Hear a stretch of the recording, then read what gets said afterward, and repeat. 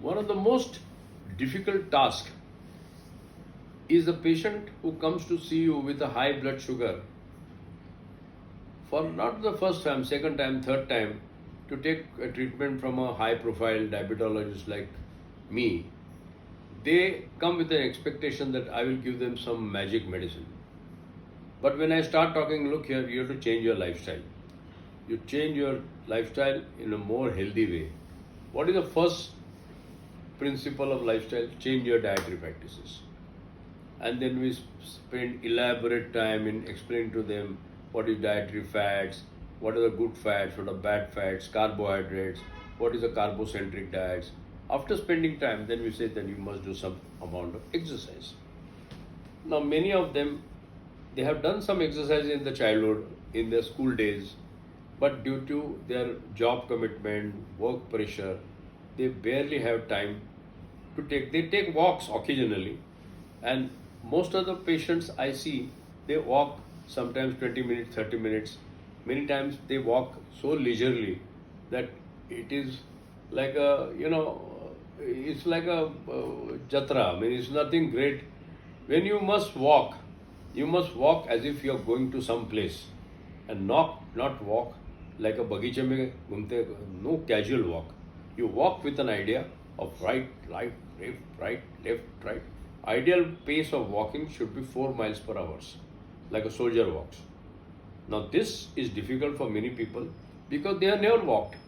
The first day they start walking vigorously, and they look at some young girl chasing, walking fast, and she's athletically fit, so they start competing with her, and they land up on an orthopedic surgeon's list because their body tone is so bad, the joints are not so well equipped. So best policy is to start small steps, slowly, walk till you are tired. As soon as you're tired, sit down, and therefore don't make it is a prestige issue. Start walking slowly, steadily, taking full stock of your body habitus. Many people, they have difficulty in standing, largely because they have either a deformity in the knee joints due to osteoarthritis, they have what is known as valgus deformity or a varus deformity. They stand up, their knees don't stick to each other.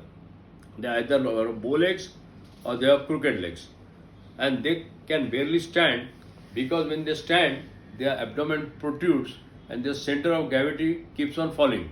So for them, walking is an ordeal, and therefore you must tell them that look, initially if you are not comfortable walking, you try to walk slowly and with the help of some support, and don't feel shy even if you want to take a stick to walk, but walk slowly so you don't have any injuries.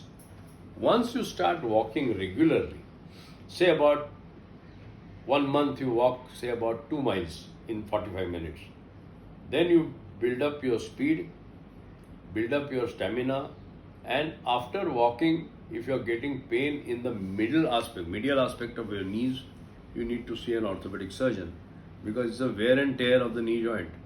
You have to be extra careful. You have to wear a proper shoe wear. Now I always tell them that before you walk, take the print of your foot, of the pressure points. There are pressure points we keep on changing, and the pressure points are on your heel, around the heads of the toes. If there are variable, you need a corrective shoe wear so that these pressure points are not rubbed again and again and develop a non-healing ulcers, which is a seat of a diabetic foot problem, and commonest cause is overdoing the exercise on a sore foot which has got loss of sensation. The sensory perception of a many long-standing diabetics is poor. They don't appreciate pain and frequency and the friction injuries of the sole, and they keep on walking on that affected sole to develop a non-healing ulcer.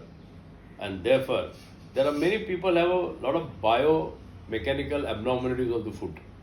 Their foot, they either hallus valgus, their toes are crooked, or their toes are kissing each other, and between the two kissing toes, there could be a small ulcer. We call it kissing ulcer. So you have to separate these toes, put a small gauze piece under that, put a nice covering socks, soft, put a shoe wear, keep a gap of 1 finger between the back side of the foot and the shoe. See that it doesn't hurt anywhere. And then you walk first in the house slowly till you are comfortable. There are no red spots. After you walk for about 20 minutes, take out the shoes and take out the socks and ask your spouse to inspect the soles. If there are any redness, if there is any spots which are looking angry, mark them, and they may have to make a proper orthotic shoe. A proper orthotic shoe can cost anywhere between 20,000 rupees, but it's a very good investment if you want to prevent the diabetic foot injuries. One of the commonest causes of diabetic foot injuries is walking on a foot which is injured, but just doctors advise you walking. You forget the signals coming from your foot and you ignore it, that it develops a non-healing ulcer and it becomes difficult to manage. After walking, if you get a pain in your ankle joints or in your joints, which is everters and inverter muscles, and if you have got a problem in the calf, very particularly the calves become sore, there is a possibility sometimes that you may have a small clot in the calf, and these are dangerous clots. So you may have to do a test known as arteriovenous color Doppler of the lower limbs to see if the circulation is fine. You may have to go to a diabetologist to check whether with the hand Doppler to see whether all pulsations on your lower limbs are fine. Your nails are nicely trimmed and cut. There is no nail bed infections. There is no ingrowing toenails. There is no fungal infections, and that is a good healthy foot. Then only you take up walking, particularly type 2 diabetics who have a long-standing diabetes. They have no perception of a bothering sensory stimulus. So once you are equipped with this information about your feet and the skin conditions of both the feet and the joints, particularly skin conditions in the groin, because there must be some fungal infection which might get aggravated after repeated trauma and sweating, because during walking you sweat a lot. You must wear clothes which are not snugly fitting and should be cotton and should be absorbing sweat, and you must change them every day. Socks to be washed daily twice. If this care is taken, most of the type 2 diabetics can do exercise regularly. I always recommend, if you are going to undertake more strenuous exercise than that, then kindly go through a normal routine checkup of a ECG, echo and a stress test. That tells you how much stress on the heart your body can take.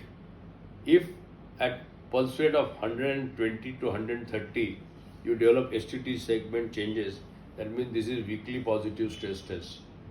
It is important for you to go further and investigate in case you have a occult coronary artery disease, which is asymptomatic when you are not doing exercise, mildly symptomatic. Now, anginal pain may not be classical in type 2 diabetics. Sometimes the pain is absent, but you feel uneasy, uncomfortable, or there is missing of the heartbeat.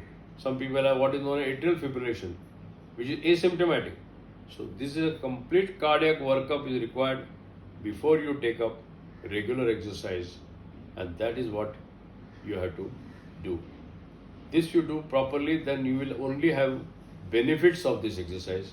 Remember one thing, exercising at a particular pace brings down the calories. Example for you, you walk for about 1 hour, you consume 300 calories. it is easy, very easy to eat those calories. You take 2 slices of bread, you take 300 calories. But to get them out of your body, the advantage of exercise is feeling of well-being.